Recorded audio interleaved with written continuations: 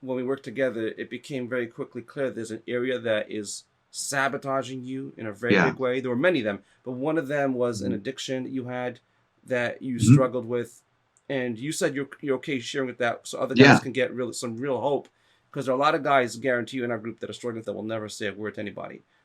Do you Yeah. want to share a little bit about that? Because that was Yeah. that So was sabotaging. Definitely one of the things that was standing in between you, not just between you and your and God, but also between you and your wife, because there's like a subconscious energy that was coming out of you without you realizing it because of it. yeah, absolutely. So I've struggled with a porn addiction since I was 15, 14, 15 years old.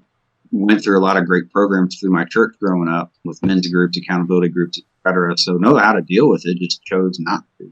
And there was solid weeks, days, months, years to where I was really good. And then the way the devil attacks us is creative, and struggled very hardcore with in my early 20s, late 20s, and into my 30s now.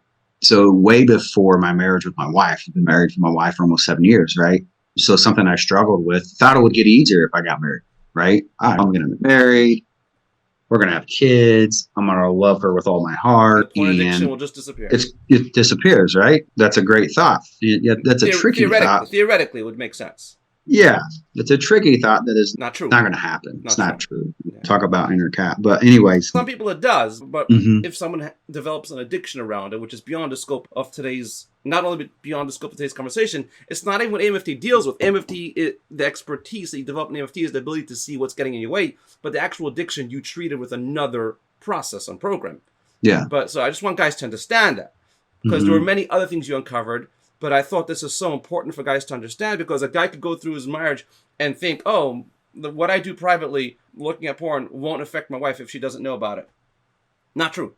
It's really not true. There's so many areas that it shows up. Even if she doesn't know what you're doing, hmm it's actually irrelevant if she knows or doesn't know, because there's so many other areas that it will affect your intimacy, your confidence, your ability to know what to say, how to interact. But go on a little bit. So once you got that under wraps and you really got some real recovery going in the porn addiction, like what happened to you mentally? Oh, God told me, here's your wake up call. It's a wake up call. And when I heard that, I failed to mention this at the beginning, but I'm a really, obviously, real spiritual dude, but I'm really emotional too. There's been several times in Q&As and conversations with you to where I've just teared up and lost it, even just in my own faith and walk, whether it's at church or talking with a spiritual counsel, just somebody that doesn't even know I'm in this program or doesn't even know that I'm going through the personal transformation, if you will, and growth, that just knows me because they're a friend, and they'll say something and it's boom, God showed It up. fit perfectly It just with everything perfectly else you were aligned. doing.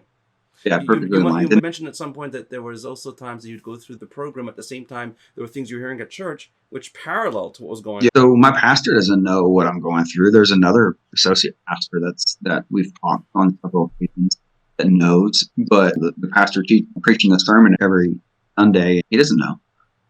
Spirit moves so hard to help me get to where I need to go.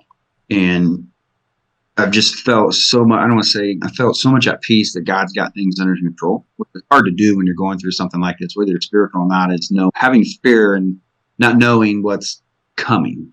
in And the marriage. yeah, in the marriage, even in, okay, so if the marriage doesn't work out, what's going to happen? Right.